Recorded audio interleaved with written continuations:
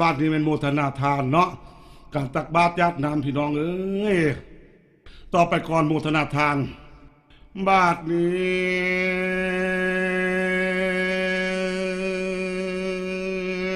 ้พอแต่จบลงแล้วการทำบุญตักบาตรตัวมุญาพี่น้องวันนี้ก็ตื่นใจโอ้ยเจ้าศรัทธาเพิ่นใดมีความเชื่อเป็นหลักตั้งแต่จะลงขักบ่เปลี่ยนแปลงปันปีนการกินตามในใจซอยบ่เงาหอยอกอังหัวใจเจ้าคือดังน้ำโอทัวเตียแก้วนั่นแววเรือเหมือนซองซอยหวังเพื่อเอาให้ได้ดวงประเสริฐการกุศลได้ลงถึงลงหอนบ่หรือโนเจ้าเอาปัญญาเป็นดวงแก้วเกิดในใจพุทธพังของสุญญาพี่น้องบุญเจ้าได้แต่งมาทางพบนี่แหละพบหน้าก็หักไว้สมหมายญาติธรรมมาโฮมได้หัวมูตนาน้อมความหักความบ่เคยได้อามาตากักแน่คิดเอาหรือโยมแม่ตั้งแต่ข่าวก่อนเก็บพระองค์ใส่กษัตริย์มาเรื่องพระเวทแรงลาศาสตร์ทุตายที่เจ็บล้วนแต่ผลของท่านได้ด้วยโนปัญญาแก้วมี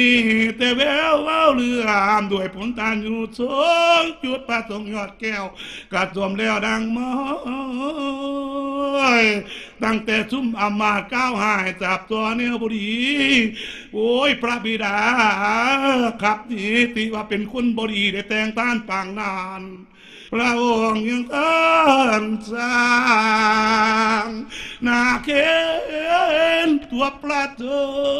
ฐโยมเอ๋ยให้เจ้าเมืองกลิงกาลาเพราะความไม่เกิดประโยชน์ความทุกข์ยากมากล้นแห่งแห้วอึดเหี่ยวเพิ่นบอกเคยเบาบกไฟตานป้อน้อยเดินตามทางท่านมาอัตนายได้รถขี่ท่านหนอดบุตตาเมมาตีก็ตอดให้ตานเกียงรถบ่ยังโอ้ยบาดว่าไปตกหอดขังผลเกิดอานิสงส์คุณโยมเอ้ยพาเวทเอาต้นกาบไปนั่งป้องเมืองบานสนุกเต้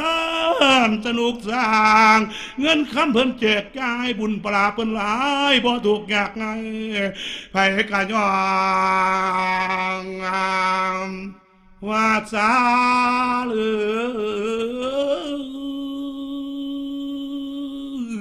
ว่าซาลือหนอจังหวะในมือนี้สาธุหวังมูทานะเจ้าศรัทธาเป็นหลักตลอดวงศามาแต่เนื้อลือไตทางไก่ได้มาห่วมรวมจิตใจแกนกาพลังแน่นแกนเกงการถวายท่านบอกให้แจ้งบิณฑบาตตั้งหานบริวารปัจจัยสู้ประการเอาพร้อมเจียงก็โมตนาน้อมนำศรัทธาผู้กาแก่ขอให้บุญไปเพตตาโยมพี่น้องให้เอินมากูทุกคนสักทา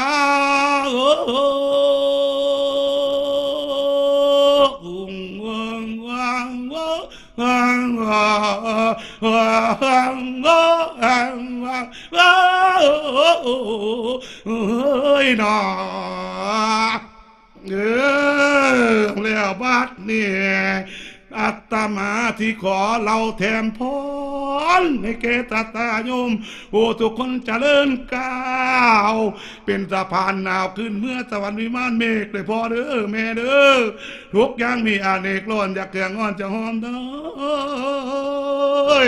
อยู่ในโลกแรงลาพื้นแผ่นพี่พบพี่ปอเอ้ยอีแม่เอ้ยญาติมีฝูงมานหมู่มวลแนวหายกอดจงบานกายทุนเจ้า ให้เบาบางหายสุขกับว่าลูกพญาตายอย่ามาใกล้เบียดเบียนทุกสิ่งอย่างให้เพียรปูดพองสดใสอันว่าโพยไผ่สังยาที่เวินมาต้องขอให้เจ้าห้องเลื่อมคือคำลำค่าคือเพชรนินจินดาศรัทธาเจ้าพี่น้องให้สมตามมาดังหวังแม้นว่าเจ้าก็สร้างในนาทีการงานเวียกต่างการของรัฐในเวียกเงินการยาวให้แววว้าวใส่เรื่องเกียรติคุณในนาทีผู้ขายผักขายมีขายมาแต่งมาเต่าต่างกายเขาและเครื่องของผู้ขายกองและของให้เสียงดังเจ้าย่องย่องเจ้าย่องย่องเจ้าย่องย่องเด้อแม่เด้อมีแต่คนยกย่องย่อไว้ว่าดีขายเงินขั้นทุกมือนี่ถูกทิ้งให้สมใจให้มีเงินมีคำสร้างแปลงเงินยาวถึงเวลาข้าวบุญแล้วสนุกใจเจ้าเลือกแต่งบุญพระราเจ้าเฮ็ดยังก่อยได้ดีขึ้นเพิ่มบาวีมีเงินคำมากล้นสุขภาพสมบูรณ์ดีเลยอีพ่อเอ้ยอีแม่เอ้ยอานิสงส์ผลทานในตัวอยู่หนุนโยบ่ทุกคนไม่มีบุญคำอย่ามีกรรมกเวนชัวขอให้ถูกตัวนะว่ามีบุญคำแม่นสวยจูนาละนาจากท้า